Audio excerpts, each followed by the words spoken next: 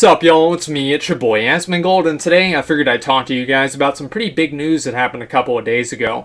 Blizzard-Activision has bought MLG Major League Gaming for $46 million. Now I'm not entirely sure what the specifics, what the fine print in this buy is. Is it a buy, an acquisition? Is Blizzard-Activision basically buying most of MLG's assets, and MLG is going to run pretty much the same way as it has been, except for under Blizzard-Activision's leadership? I'm not really sure. I don't really think that anybody who's been writing about this or talking about it knows for certain. So just for all intents and purposes in this video, I'm going to refer to it as Blizzard-Activision buying or acquiring MLG. Now this decision happened a couple of days ago, as I said, and came as a really big surprise to everyone, especially the stockholders at Blizzard-Activision. And the reason for that is because usually whenever there's a really big company decision like this, like buying another company, stockholders are able to vote on, is this going to happen or not, and, in one way or another make their opinions or what they really want to have happen since they are kind of the investors in the company. This did not happen with Blizzard-Activision buying MLG, and because of that, and also kind of the state of MLG that we're about to talk about, these stockholders are not very happy. They're angry, confused, and I'm sure some of them are happy, but from everyone that I've at least seen and everything that I've looked at, stockholders are not happy at this decision. And the reason for that is, see, MLG, back a very, very long time ago, to mid to late 2000s, MLG was the gold standard for online competitive gaming, for esports, and, they had, if you were in MLG, if your tournament got hosted by MLG or whatever, you were in. That was it. That was, that's like you made it, okay? That was like getting into the NFL, and that's why it was called, basically, MLG, okay? Kind of defined, really, esports. It was, one of the first really serious esports competition, people who hosted and ran the competitions, right? And that was a very long time ago. And back then, Halo was very popular. Now, nobody gives a shit about Halo. At least they don't competitively, which is really what MLG is all about, right? It's the same thing with StarCraft 2. Even with the Legacy of the Void expansion, it just came out. StarCraft 2's competitive scene has not really been reignited. I haven't really seen a lot of people on Twitch watching StarCraft 2 tournaments, and I haven't really seen a lot of them going on, and really, just the competitive scene is really kind of dead in StarCraft 2, which is really unfortunate, especially compared to how it was back in, 2010. Another game that MLG used to do a lot was World of Warcraft. They no longer do that, and I'm not really entirely sure. I think it was because they didn't have a spectator mode back then, but really what I'm trying to get at here is that a lot of the games that MLG used as their flagship, the big games that they could try and attract a big audience to, and the MLG built its name on creating tournaments for, those games are really no longer relevant. Almost all of the FPS crowd goes to either Call of Duty or CSGO, and StarCraft 2, their RTS games really aren't very popular anymore. It's moved all over to MOBAs. Now, MLG has tried to transition over to hosting League of Legends and Dota tournaments. As far as I know, that has not really been very successful, and I think really the nail in the coffin for MLG, now I'm not really entirely certain about this, I don't know when talks of this acquisition or buy began, but I think the real nail in the coffin was that MLG COD, Call of Duty, was another really big flagship game for MLG, and MLG did not get a chance to host the World Championship or the Worlds or whatever for Call of Duty this year. ESL, which is another esports competitive gaming hosting, and what's really the word for this? They basically set up the events and do all that stuff and facilitate them. ESL ended up hosting it instead of MLG, and I think that was really kind of the that was the nail in the coffin that really kind of made it more relevant or more obvious and apparent in people's minds that MLG is more of a meme now and not really a serious esports competitive organization. Maybe Activision Blizzard can buy Grumpy Cat after this. But anyway, the stockholders were really not very happy about this because MLG, as I said, has been declining in popularity and relevance for a number of years now. And I think that the most recent, investors call or something like that, I'm not really entirely sure what it was specifically, but in 2015, in one way or another, MLG, the company or whatever, was $1 million in debt. And so, imagine you're a investor at Blizzard-Activision and you see this fucking company goes and buys a this like kind of this esports. What should I really call it for this video? I feel like such an idiot right now. Like basically like this like esports organization, they buy this esports organization for $46 million when it's already at $1 million in debt, and then immediately I think that they've already fired and they put somebody else in charge of MLG, and so they're really kind of switching things up. And so obviously investors and stockholders are not very happy about this, because I don't really think that they understand the end game that Blizzard-Activision is really trying to achieve with this. When I don't either, and really honestly guys, what I really want to talk to you guys about is what I really think this is going to do. As I said, I don't really like to do a lot of news videos, and so I want to kind of give you guys my opinions on this stuff also, because I've been paying attention to it a lot. Now, really another big thing that MLG has really missed the mark on is streaming. MLG tried to brand itself as kind of a streaming website, as a competitor to Twitch TV, and I think that went about as well as YouTube Gaming did. It was a complete disaster. Okay, I went on there. I went on MLG.tv. I think it had five streams that were on, and the biggest stream, I would say at most, it had 100 viewers. Okay, and so really, the MLG and like people, basically everybody's going to be streaming on Twitch. And I went to, even YouTube Gaming had more people on it than that. And I'm not really sure why MLG didn't really take off. I think it's really just because Twitch had already established the market and MLG couldn't really get in there. But I'm not really sure on the specifics, because honestly, guys, if this goes to show as any sort of evidence as to how irrelevant it was, I didn't even know MLG did streaming. Okay, I had no idea until I read the article. So anyway, MLG is still actually going to be hosting, is still probably, they're set up and slated and scheduled to host the CSGO tournament, and also I think that there's a Halo tournament as well. Now, those events will probably still happen. Like there are a lot of contracts that have to be fulfilled, and then they probably already signed contracts. Now, maybe those contracts will be void because the company was sold and liquidated, or not really liquidated, but whatever really the specifics are, I don't really know. But I would kind of assume that we could still see those tournaments happening. Now, besides that, I'm really kind of curious to see how Activision Blizzard is really going to use MLG, and the reason for that is it seems to me, and this is like just my honest opinion, that at least from the Blizzard side of things, their esports division and their esports in general has been very, very badly mismanaged. Now, I can give some examples, but again, I'm not entirely sure about all of the IPs. I know in World of Warcraft there was recently a tournament I think it was somewhere in Europe, and the team, like one of the teams was about to play. It was 5 minutes before the teams were about to play, and one of the teams got disqualified, and basically the tournament for at least like that part of it got canceled. And really, I think that like them disqualifying that team was the right decision, but it was definitely the wrong decision to do it 5 minutes before it had occurred. And really, with those people flying over and everything like that, they should have been properly vetted beforehand, and there's honestly no excuse for that to have happened. So there's already that, I guess, like element of mismanagement in the World of Warcraft, I guess, like setting there.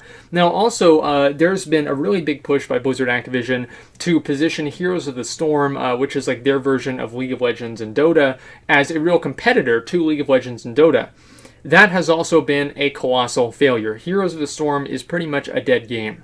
Even amidst, like, they had an ESPN special on it, I don't think that really, honestly, like, for how small the viewership was, I was amazed that even happened. And so I think that Blizzard and Activision, or like mostly Blizzard, because it is a Blizzard game, pretty much put that out there as a really big source of advertisement, really, for the game, not really a tournament for the players. And so I think a lot of people were kind of surprised. And also Blizzard had even advertised on Twitch and had the the little box, like, even, how it like has the order of all the games by how many viewers it has. It put Heroes of the Storm right at the very top, or even above like League of Legends or like CSGO or Hearthstone or anything, as like a promoted game.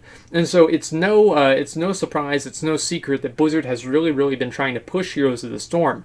And I think that honestly, all of their work and everything like that, I've got a picture to show you guys right here, has gone, like, look, try and find Heroes of the Storm in the list of played games. Like, it is so low, and most of that of that viewership comes from like one or two streamers. And really, I would say that Heroes of the Storm doesn't really have a very strong competitive scene. Even whenever I see tournaments, it's got maybe 500 to 1,000 people watching.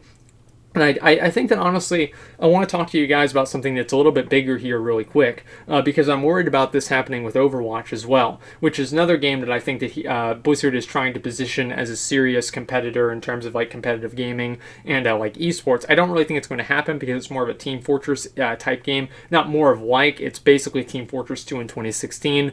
But anyway, I think that Blizzard and a lot of game companies really make a very bad decision by making their games playable in open beta for the long term. Basically, like, you know how Heroes of the Storm, you would saw people streaming Heroes of the Storm months before it was even released, and so the initial hype that Heroes of the Storm created whenever it was basically first able to be streamed, you had tons of people who came into the game who, like, you know, started watching these streams, the big streamers. You know, like, nothing really stays popular forever, and with these new release games, like Fallout 4 came out, it's like the biggest game, right? Call of Duty, Black Ops, was it 3 or whatever came out, it's the biggest game. And then a lot of other ones came out, and then they just kind of make their way down, and nobody really cares about them in a few months. And really, that's what happened with Heroes of the Storm. And whenever it made its big splash and everybody saw it, and they're like, wow, what the fuck is this game? I should play this game. They weren't even able to play the game because the game wasn't even out of closed beta. And I think that's a really, really bad decision because the initial hype that the game creates is probably one of its biggest points of advertising. And whenever you see all this gameplay and everything like that, and you're like, oh, wow, I want to buy this game, and then you can't buy it, then I don't really think that a lot of people are going to come back later on, a few months later, and end up buying the game then or start playing it then. Overwatch is actually going to be, I think you have to pay to play Overwatch. It's like a buy-to-play game. And Heroes of the Storm is free, but either way, you weren't able to really play either one of those. So I'm really hoping that Blizzard doesn't make that same mistake with Overwatch, and, you know, that initial hype train for Overwatch doesn't really kind of lose its steam before the game is even buyable by the public. I think it's really just kind of a very bad advertising decision, and I hope that, you know, Blizzard and any other game company that does that kind of realizes that. I think that is a big contributing factor to why Heroes of the Storm didn't really make it. Now, if they did everything right, you know, and like, you know, the big hype train happened and everybody was able to play, would it have made a difference?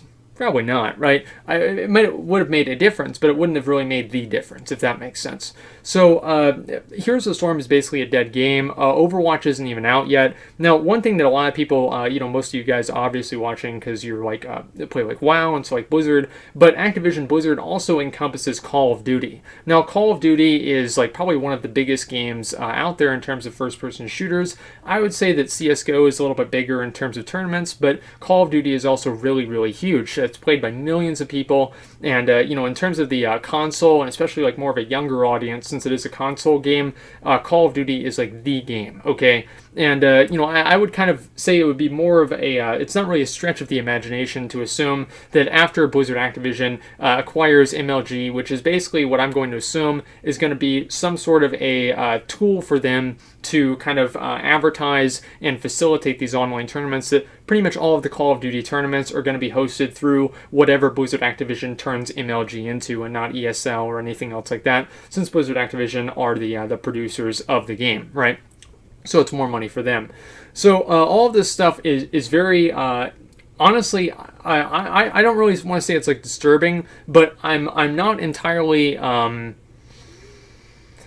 really the word for this? Confident. I'm not really entirely confident in them being able to maximize MLG, and I think honestly, like, I don't really know the specifics. I don't know what the infrastructure that MLG had. I think that $46 million for a company that's $1 million in debt, and it is in a lot of ways more of a meme than an esports organization, is a little bit too much, honestly, and I think they probably would have been better off if they just kind of hosted their own and built their own esports organization, but this is what they want to do. Hopefully they make the right decision, but it seems to me like everything past StarCraft 2 in terms of like Blizzard-Activision outside of Call of Duty has been consistent missteps, mismanagement, and everything else like that. Now, I can see that Blizzard is making some very, very strong steps to prevent that from happening, and they've hired one person who worked at ESPN, I think he was an executive or some sort of a producer at ESPN, and also one of the co-founders or co-owners or previous they were like really, really high up in MLG. I'm not entirely sure what their rank was. And so both of those people have been hired on by Blizzard-Activision to kind of run their esports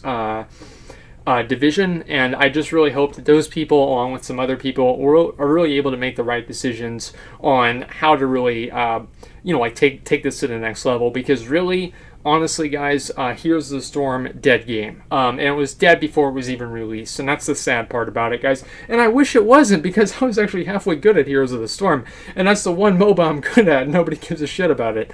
After that, you got StarCraft 2, dead game. Warcraft is basically has a very, very small viewership in terms of the tournaments, and it really only happens once or twice. You've got some organizations like GCD TV. Good job, guys. You're really, you're really putting in the college try. I just don't really think that it really has the viewership and the audience, and just by the way that World of Warcraft is set up, I don't think it can really ever be a serious esport contender. They're making a lot of really big changes in Legion to try and telegraph the abilities better, so it's more easily viewable from a spectator, which is really one of the big strengths in Call of Duty and League of Legends and not Heroes of Storm.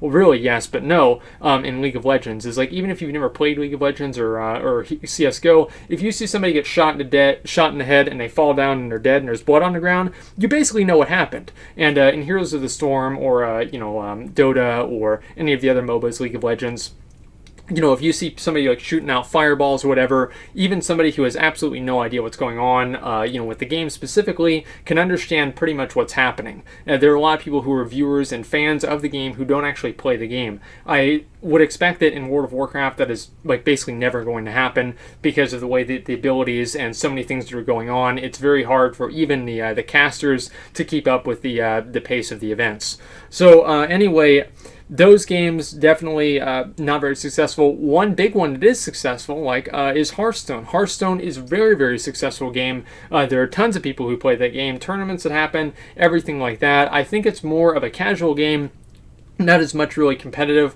but it does have a very, very strong competitive side, and it's probably Blizzard, at least like the Blizzard side of Blizzard-Activision's strongest esports IP. So hopefully, with the hires that they've made and with this MLG, personally, I think that they'll probably just slightly rebrand MLG and then use it to pretty much host their tournaments. That's what I would kind of assume, but I'm not entirely sure. That's just what I think is going to happen. It would be kind of silly to buy this kind of very, very well-known name. Even if the name is kind of like a joke now, it's still a very, very well-known name and the brand and everything. It wouldn't really make sense to buy that name and the brand and then to just not use it, right? So hopefully they'll make the right decision. Hopefully Blizzard will do what's going to help them the most and what will help ultimately the players of all of their games the most, because they're going to have more money to develop them. At least that's the way it's supposed to work, right? So we'll see. Again, I'm not entirely confident in this, but I'm also not entirely sure what Blizzard-Activision's end game is. So hopefully you guys learned something, and let me know what you think. Let me know what you guys think is going to happen. I'm very curious to see what you guys have to say, because as I said, I'm not entirely sure about all of the competitive scenes for these other games. So maybe you guys might know a little bit about that and can enlighten me and tell me kind of what I don't know. But anyway, thank you for watching, and like, comment, subscribe.